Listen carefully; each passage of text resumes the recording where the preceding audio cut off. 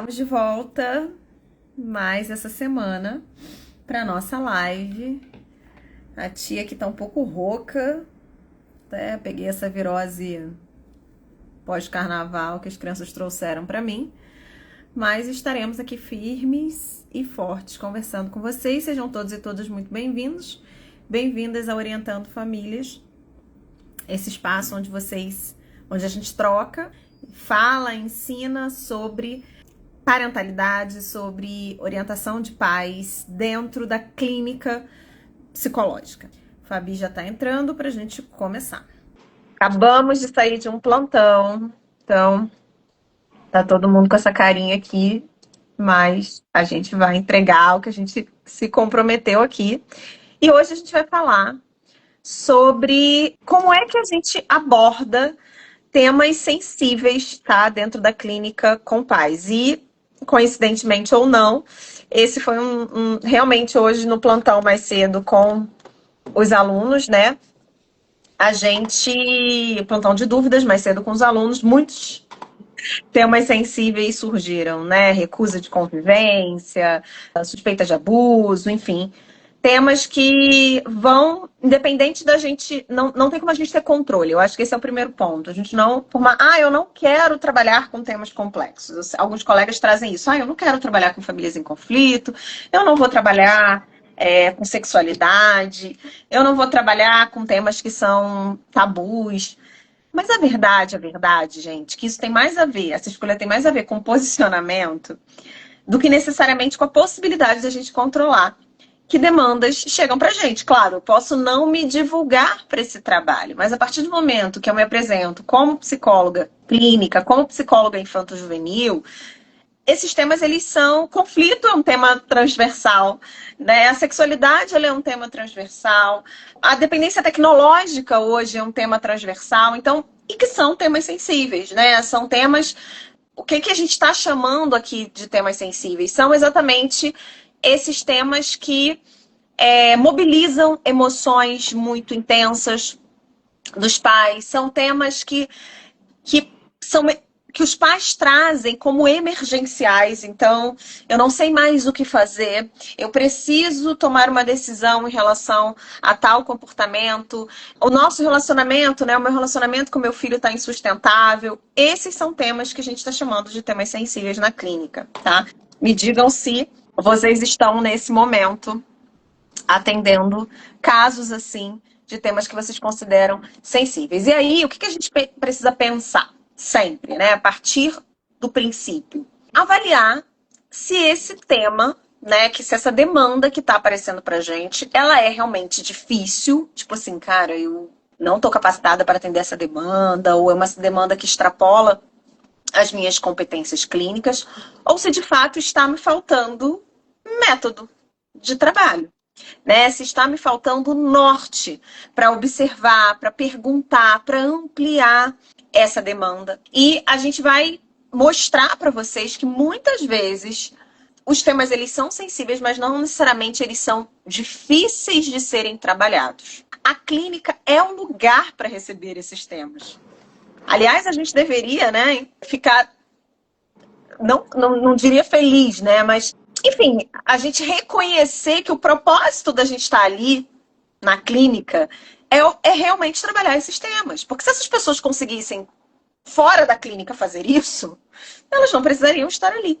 Se elas estão ali, é porque existe uma complexidade. Existe uma sensação de que não há saída. Existe uma sensação de que aquilo é maior do que os recursos que eles percebem que eles têm para lidar. Então, muitas vezes, vocês se assustam ou vocês classificam um tema como mais difícil, e a gente vê muito isso nos encontros de supervisão, nos encontros para tirar dúvida, que nem sempre o tema é difícil. Muitas vezes está faltando exatamente essa organização de vocês, um método, uma direção, para que vocês consigam organizar o raciocínio clínico e decidir quais vão ser os próximos passos, né? E aí a gente vai tentar mostrar para vocês, então, como lidar com esses temas a partir da base do nosso método, que são os 5 níveis de intervenção. A maioria de vocês já ouviu falar de... Quem acompanha a gente há mais tempo, melhor dizendo.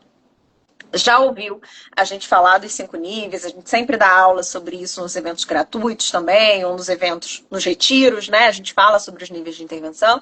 Então, não sei quem lembra, os 5 níveis são acolhimento, reflexão, psicoeducação, reformulação de estratégias educacionais e acompanhamento, tá? São esses níveis que embasam toda a nossa metodologia e que ajudam a gente tanto a raciocinar clinicamente, organizar essas informações e tomar decisões dentro do processo clínico para que os temas sensíveis não se tornem temas difíceis ou impossíveis de serem trabalhados. E quando a gente aprende a localizar, né, ou a gente aprende a perceber em qual nível, né, ou por qual nível, em qual nível, melhor dizendo, a gente deve investir um pouquinho mais de tempo, de energia com aquela família, mais assertivos também a gente consegue ser nas nossas intervenções, melhores são as respostas desses pais ao processo clínico, ao processo de trabalho com os pais, tá? Então, a gente vai fazer uma live aqui não muito extensa, a gente vai ser bem objetiva, com essa proposta de que vocês parem de se assustar com o que chega para vocês e comecem, de fato, a conduzir, entendendo que existe um caminho de condução que facilita muito o nosso trabalho. E até porque, Fá, eu acho que quando a gente segue uma metodologia, a gente deixa de fazer, a gente deixa de atuar, e esse é um erro, né, de uma parte dos profissionais de psicologia, que é atuar no feeling. Então, é importante a gente entender que existe por mais diferente que seja a nossa abordagem teórica, abordagem clínica, mas que existe ali, e que precisa existir ali uma intencionalidade. Então, quando eu tenho clareza sobre qual nível de intervenção precisa ser utilizado em determinadas situações, principalmente quando o tema é um assunto sensível, isso traz mais intencionalidade, isso traz mais consciência do profissional, uma postura mais, não presa à técnica necessariamente, mas intencional. Né? Porque às vezes a gente até faz o certo pelo feeling. Né? Muitos psicólogos, quando nos ouvem falar da metodologia, falam: eu acho que eu já fazia isso de alguma forma. Né? Mas quando a gente faz isso com mais consciência e com mais intencionalidade, a gente sai desse lugar de eu tô ali experimentando algo que eu não sei exatamente aonde vai dar. Exato. E fica. E muitas vezes, quando vocês têm um resultado positivo, vocês também não sabem exatamente o que fizeram, né? Não são capazes, muitas vezes, de replicar aquilo. Né, de usar aquilo como você está colocando com mais intenção, com mais energia dentro do processo daquela família, porque aquilo se mostrou importante, assertivo, resolutivo para eles. Então, essa é uma sensação também que vocês descrevem muito, assim, ou de não saber exatamente o que deu certo, ou de, eu fiz tudo certo e não tive resultado.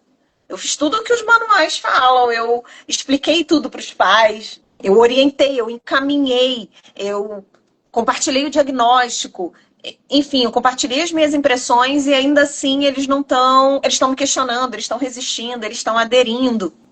E é claro, gente, aqui a gente não vai ser reducionista de falar para vocês que, tipo, o problema A tem a ver com a intervenção B e sempre vai ser assim, não é isso. Mas o que a gente percebe, tanto trabalhando com pais, né, e utilizando a nossa metodologia, ensinando essa metodologia e acompanhando muitos de vocês, que às vezes vocês se atropelam nesses níveis de intervenção que a gente está falando. Então, por exemplo, é muito comum, muitos de vocês iniciarem o processo de orientação pela psicoeducação. Nossa, esses pais não sabem nada sobre desenvolvimento infantil. Meu Deus, eles não sabem nada sobre cérebro, o cérebro de um adolescente. Meu Deus, eles não sabem nada sobre comportamento pró-social. Eles não sabem nada sobre autoestima, autoeficácia. E eu preciso explicar para eles. Então, muitas vezes vocês recorrem ao nível da psicoeducação, que sim é um dos níveis que a gente trabalha, mas muito antes de trabalhar a base, para que essas informações, de fato, possam encontrar um terreno fértil. Né? Então, vocês psicoeducam sem ter construído um vínculo ainda. Então, realmente, ou de ter conduzido esses pais dentro de um processo de reflexão sobre as próprias práticas parentais, sobre o próprio projeto parental. Então, o que a gente defende é que vocês comecem do começo. do acolhimento, e acolhimento não é ser simpático, acolhimento é uma intervenção, é um posicionamento técnico dentro do processo. Não é eu ser legal, não é eu ser simpática, não é eu falar baixo, porque se vocês percebam que eu não tenho nenhuma dessas características, né, gente? Eu não falo baixo, eu não sou fofa, mas eu acolho. Então, assim, os pacientes que passam por mim, eles relatam, eles dão esse feedback do quanto se sentiram acolhidos, validados, não julgados, encorajados. Porque independente das minhas características de personalidade, a minha entrega precisa ser uma entrega psicológica, né? Científica, clínica. Então, vocês muitas vezes se atropelam nesses níveis. E a gente não acredita, a gente na verdade defende que os níveis são processuais, eles são dinâmicos. Mas tem coisa que não pode ser pulada. A gente não vai ensinar a equação de segundo grau para uma criança sem ter ensinado para ela matemática básica. A gente não vai poder falar de regulação emocional se a gente não trabalhou com esses pais um mínimo de percepção sobre que situações, contextos, comportamentos dessa criança os desregulam. Ou que habilidades eles desenvolveram ou deixaram de desenvolver ao longo do próprio desenvolvimento deles. Aí não adianta eu ficar falando de tenha paciência, você precisa se regular, você é o adulto da relação, a criança precisa ser corregulada. Todas essas coisas que a gente adora. Eu uso essa palavra porque eu acho que não existe palavra melhor. Vomitar em cima dos pais, né? Todo o nosso psicologês, toda a nossa bagagem técnica e científica. Não adianta fazer isso, chamar isso de psicoeducação, se antes você não avaliou realmente, não conseguiu contextualizar também essa psicoeducação. Então, quais são? Como é que eu priorizo todos esses conteúdos que eu acho que eles precisam ter acesso? Por onde que eu começo? Essas decisões, elas precisam ser, na verdade, decisões baseadas em critérios clínicos. De observação clínica, não pode ser de vozes da minha cabeça, nem para que eu saia com a sensação de que essa sessão eu disse tudo que eu tinha que dizer. Eu já ouvi psicólogo falando isso assim. Ah, não, né? Na última sessão eu falei tudo que eu precisava. Gente, é uma discussão ou é um trabalho clínico, assim, né? Porque eu dizer tudo que eu precisava, eu falo, sei lá, numa discussão com alguém. Falei tudo que eu precisava, botei pra fora. Não é. E relação terapêutica não é isso. Então tomem cuidado, porque às vezes a sessão desanda por causa disso.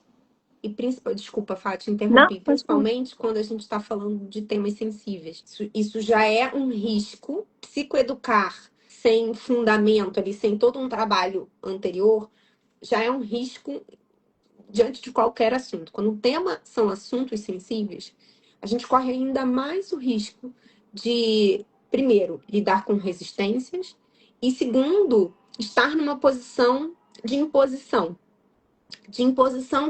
Porque quando eu trago uma informação sem todo um processo de acolhimento, de reflexão, eu corro o risco de esbarrar ainda mais numa resistência. Então, se a gente está falando de temas sensíveis, a gente está falando também de grandes resistências. Então, esse é o cuidado. Entende a intencionalidade? Entende quando tem uma técnica e quando tem toda uma metodologia por trás?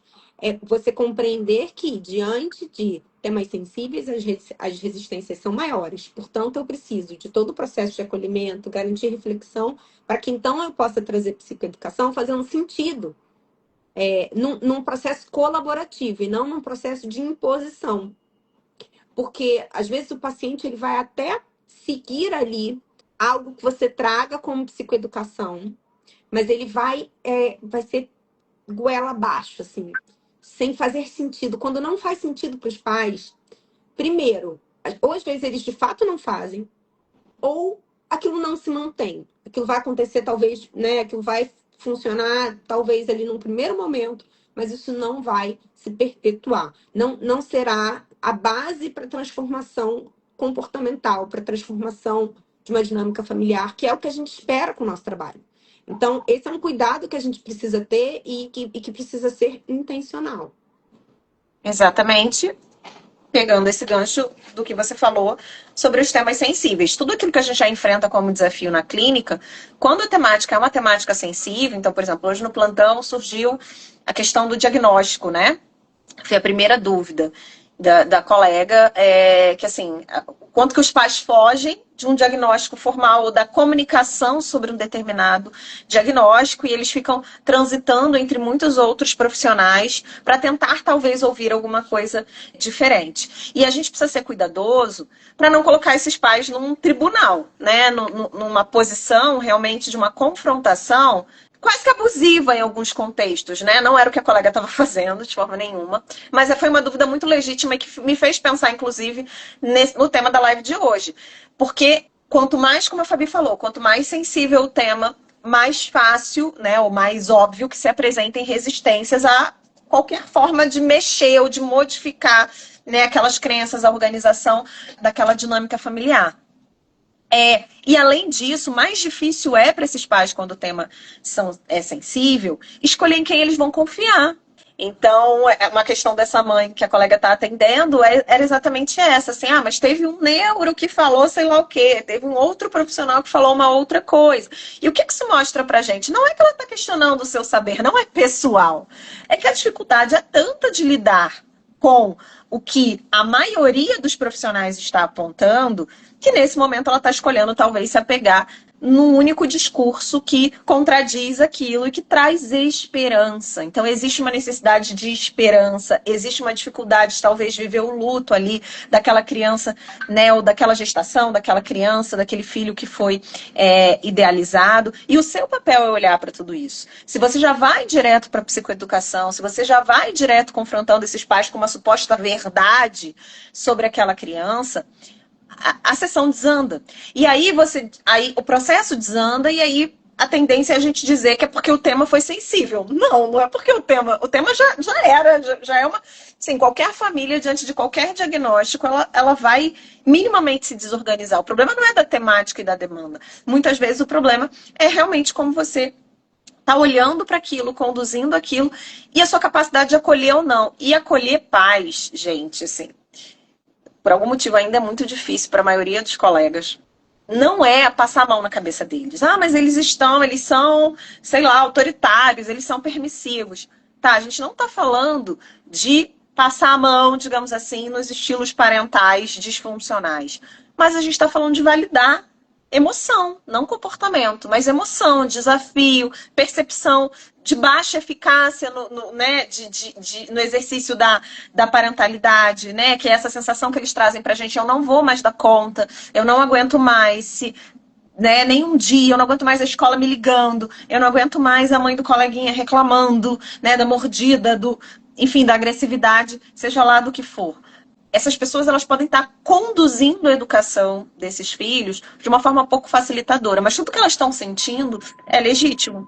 E se elas estão te procurando, elas estão procurando metodologia de trabalho. Elas não estão procurando achismo, elas não estão procurando conteúdo de Google. Se elas estão te procurando, você realmente precisa entregar alguma coisa que é diferente do senso comum. Tá? E é diferente, inclusive, acho que esse exemplo é bem. Eu estava guardando esse exemplo assim para a gente fazer um fechamento, mas é ótimo que a gente vai discutindo ele aqui durante a live. Que eu acho que é bem. Esse caso que a gente discutiu hoje no plantão conversa muito com esse tema da live de hoje, né? Então, existia ali uma criança que tinha passado já por escolas diferentes, por profissionais diferentes, e que percebiam essa criança com comportamentos atípicos do esperado, enquanto aquela criança que tem um comportamento padrão aceitável ali na escola, enfim. Então, tinham questões que eram questões pedagógicas e tinham questões que eram questões sociais. Existe ali, de fato, um sinalizador de que algo, né, de diferente há nesta criança. Tá? E esses pais já passaram por diversos profissionais e que sinalizaram essa possibilidade. Então, rapidamente, os pais tiravam essa criança desses profissionais. Tá? Então, essa foi uma ótima leitura da psicóloga. Então, assim, já existia ali uma leitura de que existia uma resistência grande ao diagnóstico. O diagnóstico ele serve para quê? Ele não serve para ser taxativo. Tá? Então, os pais têm medo não porque vai taxar os filhos dele, porque estar diante de um diagnóstico é estar diante de uma frustração, de uma frustração, de uma expectativa que se tinha em relação ao filho, a preocupações de o que vai ser o futuro dessa criança, né? Como essa criança vai interagir, se ela vai realmente, de fato, conseguir ter amigos ou não. Então, tem diversas expectativas ali que estão sendo frustradas diante desse diagnóstico. Mas o diagnóstico, ele serve como um sinalizador do caminho de um tratamento. Tá? Então, uma criança bem diagnosticada, quando há necessidade, é claro que eu não estou dizendo aqui que toda criança precisa ser diagnosticada quando traz um comportamento diferente dos outros, não é isso. Tá? É que essa criança especificamente tinha ali, né, características que são de fato um ponto de atenção. Então, o diagnóstico ele vem como um condutor para o melhor tratamento. Então, quando a gente tem um bom diagnóstico, a gente pode encaminhar essa criança para bons tratamentos. Esse é um ponto de psicoeducação.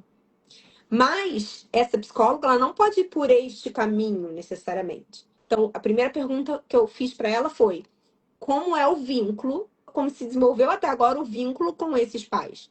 Porque você será a pessoa que precisará frustrá-los nesse sentido, tá? Então, a gente precisa confiar primeiro nesse vínculo. Foi criado um vínculo, existiu ali acolhimento, né? A gente tem um tempo ali e um trabalho de confiança com esses pais. Ok, se isso está garantido, a gente tem, ela tem ali diversos exemplos para descrever para esses pais, né? Para mostrar para esses pais, olha, fulano, eu percebi que diante desse profissional, isso assustou vocês, né? É difícil ir nas reuniões da escola. Eu percebo que esse é um assunto difícil para vocês. Como é que vocês se sentem diante disso? Entende? Esse é um processo de reflexão. Eu estou ali me aproximando dessa dor, me aproximando dessa resistência. O resultado disso é inesperado. A gente não sabe o que eles vão devolver, o quanto eles estão preparados para aprofundar. Às vezes eles não estão, a gente vai precisar ficar um pouquinho superficial e, aos poucos, ir aprofundando. Quando a gente aprofunda e a gente tem ali uma sensibilização, aí sim a gente pode trazer um dado, que é o dado da importância da gente procurar um profissional que nos ajude a um direcionamento de tratamento. Sim. Tá? Então, percebam que, diante de um tema sensível, e sabendo, né, o que são os temas sensíveis e quais são as consequências dos temas sensíveis, e tendo uma metodologia por trás do trabalho, a gente consegue dar um direcionamento que não é do senso comum e que não é como os outros profissionais. A fono, a psicopedagoga, a psicóloga da escola até deveria, né, ter talvez um posicionamento diferente, mas a professora. E é claro que a gente, inclusive, quando a gente abre a formação para outros profissionais, a gente está querendo chegar nesses profissionais para ajudá-los a ter um outro direcionamento com os pais. Mas a gente não pode esperar desses profissionais, necessariamente, aquilo que a gente vai entregar para os pais. Tá? Então, quando eu percorro esse percurso, eu estou entregando algo diferenciado para esses pais. Exatamente, exatamente. E aí percebam, né, como a gente partiu de um caso clínico, de uma temática sensível, e a gente vai. Eu costumo dizer que é o tema que escolhe, é o tema e o momento desses pais que escolhe por onde eu vou começar o meu trabalho. Se eu vou começar investindo mais na reflexão, se eu já vou começar com eles, porque às vezes eles vão trazer demandas emergenciais que realmente carecem de uma mudança mais objetiva e mais rápida ali nas estratégias educacionais que eles estão utilizando, meio que para acalmar antes da gente conseguir realizar o trabalho mais consistente, mais de médio e longo prazo. Às vezes não, a gente vai ter que gastar bastante tempo naqueles níveis iniciais ali, tentando entender com eles o que eles querem dessa relação, do projeto parental. Então, é o tema e são as características, o momento desses pais que vão dizer pra gente isso. Não é que eles vão tocar o trabalho, mas eles vão sinalizar pra gente por onde que a gente deve começar. E aí, eu quero aproveitar, inclusive, para falar com vocês sobre um evento nosso que vai acontecer em maio, no final de maio, onde vocês vão ter a oportunidade, inclusive, de ver muito de pertinho esses 5 níveis entrando em ação, com estudo de caso, né, com o nosso acompanhamento ali em tempo real. Vai ser o nosso primeiro evento presencial, né? Oficialmente, a gente está aqui trazendo nessa live o anúncio desse evento, que a gente está chamando carinhosamente de OPP Day. Então, vai ser um dia realmente imersivo aí dentro da nossa metodologia, mas não só com conteúdo teórico, né? Não só com conteúdo extremamente estruturado no formato de aula ou de palestra.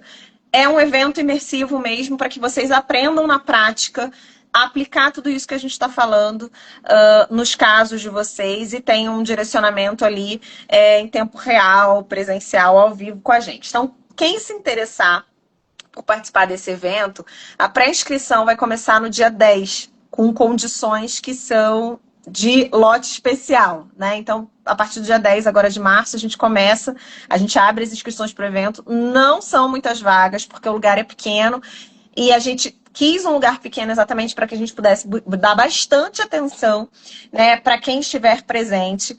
A gente já marcou muito bem a nossa presença aqui no online, né? A gente começou nosso trabalho na pandemia, então, de fato, a gente nem podia se encontrar, nem que a gente quisesse.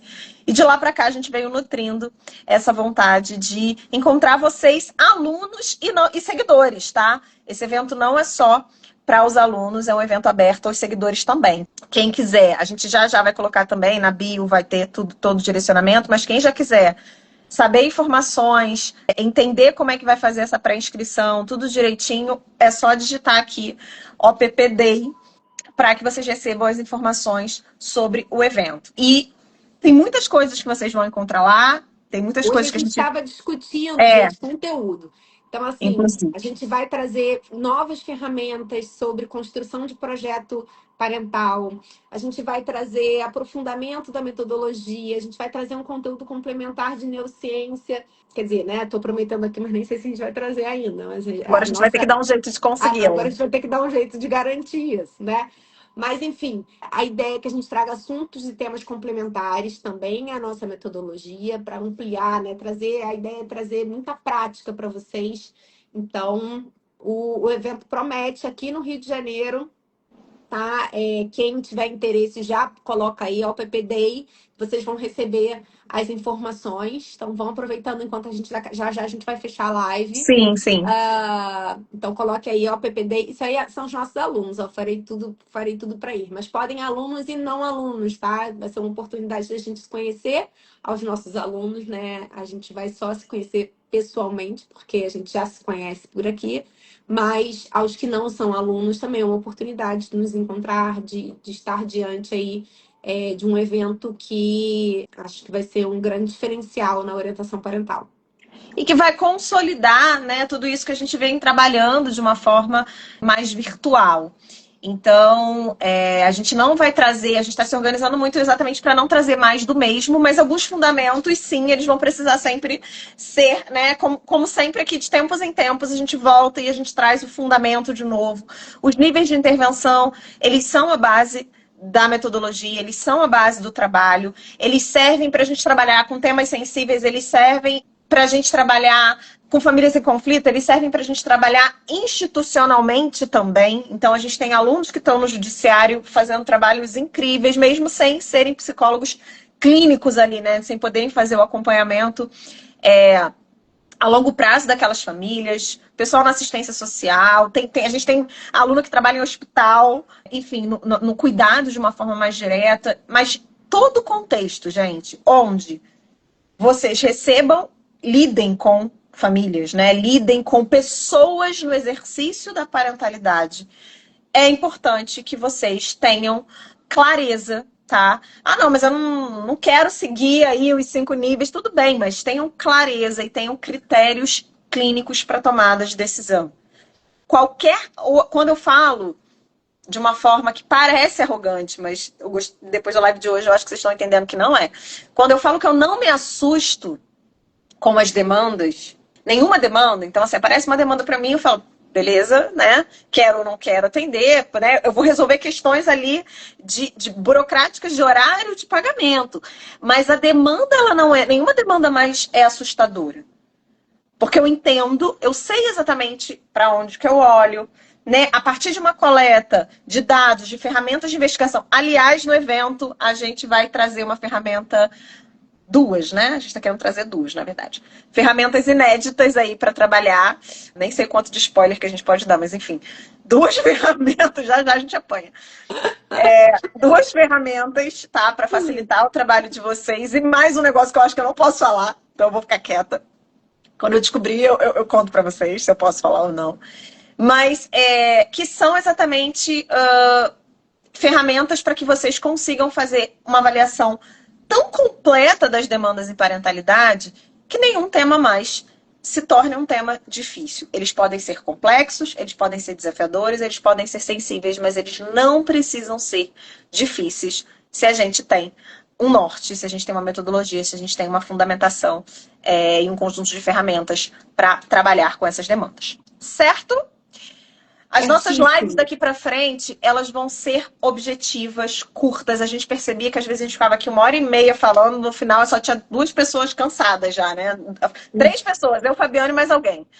Então, a gente vem trabalhando aqui muito até a partir das críticas, dos feedbacks de vocês, sobre o que vocês queriam ver, o formato das coisas que vocês queriam assistir. Então, a gente vai trazer lives mais curtas, mais enxutas, mas que tem objetivos pedagógicos muito específicos, tá? A gente trabalhar a base com quem está chegando agora, a gente aprofundar alguns temas para quem já está aqui há mais tempo. Então não deixem de participar, não. Toda semana a gente vai ter esses encontros, tá bom? A galera falando que já está pesquisando passagem aérea. Maravilha, o evento vai ser no dia 30 de maio, tá? É um sábado, é um evento de dia inteiro, assim, com a gente. Então, estamos com ideias realmente mirabolantes para dominar o mundo. E esperamos que vocês façam parte disso. Então, digita o PPD aqui, ou lá no direct, ou chama a gente, que a gente vai passando para vocês as informações, para vocês não perderem a pré-inscrição, que vai ser o momento com as melhores condições para vocês participarem. Tá bom? É isso, gente. Conseguimos fazer em 36 minutos. Tá ótima. Tá muito Um bom. beijo, gente. Boa noite. Até a próxima semana, às 6h30. Tchau, Beijo. tchau.